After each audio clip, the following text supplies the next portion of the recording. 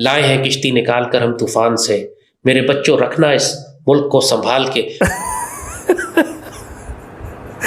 Complete drama बन करके रह गया ये मुल्क, खुदा की कसम। पाकिस्तान अगर ना बनता तो हम एक यूनाइटेड इंडिया के अंदर बहुत ज्यादा अक्सरियत के साथ मुसलमान होते और हम मुसलमानों की आवाज ज्यादा होती और हम ताकतवर ज्यादा होते। कायदे आजम ने पाकिस्तान क्यों बना लिया? ये ड्रामेबाजियां सिर्फ पाकिस्तान जैसे अजीम शान, इन्वर्टेड कॉमास में कह रहा हूं, अजीम शान ही मत समझ लेना, मुल्क में ही हो सकती हैं भाई। बचपन से सिखाया ये गया कि कश्मीर पाकिस्तान की शहरग है और कश्मीर से प्यार पाकिस्तानियों को जिस कदर था, लेकिन अब जाके एक नई फिलॉसफी पढ़ाई जा रही है। गजा के लिए आपका दिल धड़क रहा है, कर क्या सकते हैं आप?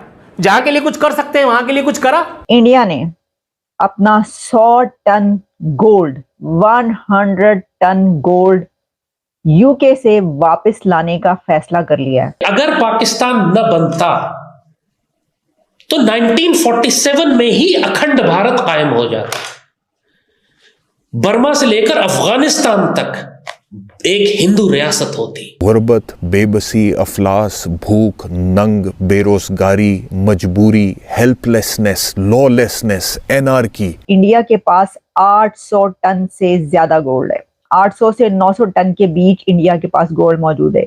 इंडिया को वैसे तो भारत को सोने की चिड़िया कहा जाता है। इसीलिए कायदे आजम ने पाकिस्तान को फरमाया था कि इट्स अ बुलवॉर्क ऑफ इस्लाम, ये इस्लाम का एक किला है कि अगर पाकिस्तान बीच में न होता और एक बड़ी अखंड भारत की रियासत बन जाती तो पूरी मुस्लिम दुनिया को यह गर्क कर देती। बहुत से लोग आज ये इतराज करते हैं कि पाकिस्तान अगर न बनता तो हम एक यूनाइटेड इंडिया के अंदर बहुत ज्यादा अक्सरियत के साथ मुसलमान होते और हम मुसलमानों की आवाज ज्यादा होती और हम ताकतवर ज्यादा होते। कायदे आजम ने पाकिस्तान क्यों बना लिया?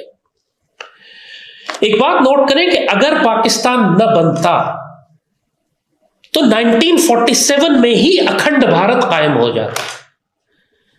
बर्मा से लेकर अफगानिस्तान तक एक हिंदू रियासत होती। इससे कोई फर्क नहीं पड़ता कि भारत में मुसलमान इकट्ठे रहते, 22% होते, जो कि तादाद 22% थी हमारी, 80% तो हिंदू थे हमारे ऊपर। अगर अखंड भारत में रहते तो आप सोचें होता क्या कि जो हिंदू रियासत की सरहदें हैं वो अफगानिस्तान और ईरान के साथ और मुसलमान दुनिया से जुड़ी हुई होती, और फिर उसके जो असरात होते, जो अखंड भारत जो फैलना शुरू करता वो पूरी मुसलमान दुनिया को हड़प करना शुरू कर देता। ये पाकिस्तान जो एक किले की हैसियत से बीच में खड़ा हुआ है, ये असल में पूरी मुसलमान दुनिया के मशरकी महाज की हिफाजत कर रहा है। इसीलिए कायदे आजम ने पाकिस्तान को फरमाया था कि इट्स अ बुलवॉर्क ऑफ इस्लाम, ये इस्लाम का एक किला है कि अगर पाकिस्तान बीच में न होता और एक बड़ी अखंड भारत की रियासत बन जाती तो पूरी मुस्लिम दुनिया को यह गर्क कर देती। और आज आप ये सारी हिकमतें अपनी आंखों से देख रहे हैं कि पाकिस्तान ने चूंकि अपना रोल उस तरह अदा नहीं किया जैसे हमें करना चाहिए था, उसके बावजूद ये हिंदू फैल फैल कर पूरे मशरक़ वस्ता में फैलना शुरू हो गए। मुसलमान रियासतों को नजरियाती तौर पर मुशरिक बना रहे हैं। पूरे खलीज में और सऊदी अरब में आप देख रहे हैं कि हिंदू बुत परस्ती के मंदिर कायम होना शुरू हो गए। हिंदू उनको गर्क कर रहे हैं, उनके अखलाक और किरदार तबाह कर रहे हैं अपनी नापाक फिल्मों और फहश गानों और औरतों और तहजीब की वजह से, और मुसलमानों को मुशरिक करते चले जा रहे हैं। और इसराइल के साथ जो हिंदुओं का, इस हिंदू रियासत का ताल्लुक है, पूरे मशरक़ वस्ता में मुसलमानों की तबाही का बाइस बन रहा है। लेकिन अगर पाकिस्तान बीच में होता ही नहीं और ये अखंड भारत होता तो सोचें तब कितनी बड़ी तबाही बर्पा होती। ये तो पाकिस्तान है जिसने एक बंद बांधा हुआ है इस हिंदुत्व के सामने।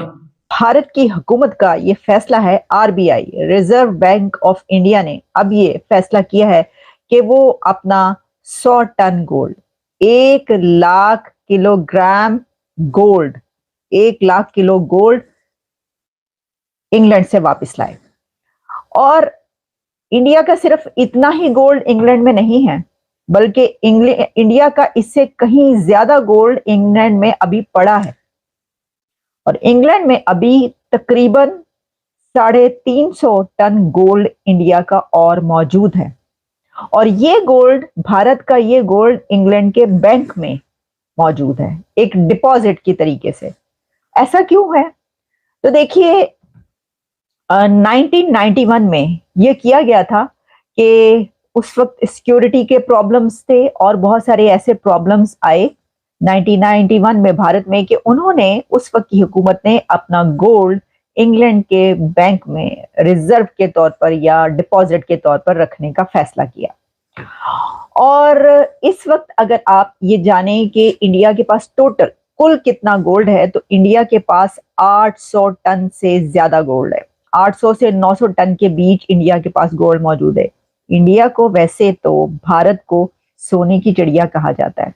कहा क्या जाता है, जब ब्रिटिश राज था तो उस वक्त वो ब्रिटिशर्स जो थे वो सब कॉन्टिनेंट में भारत में जो पहुंचे थे वो उसको सोने की चिड़िया समझ कर ही पहुंचे थे, और बहुत ज्यादा लूट मार करके इंग्लैंड भारत से, सब कॉन्टिनेंट से सोना, डायमंड्स, गोल्ड के जखायर लेकर चले गए। लेकिन अब वही भारत अपना 100 टन गोल्ड वापस इंग्लैंड से लेकर आ रहा है, लेकिन ये वो गोल्ड नहीं है कि जो वो चुरा कर लेकर गए।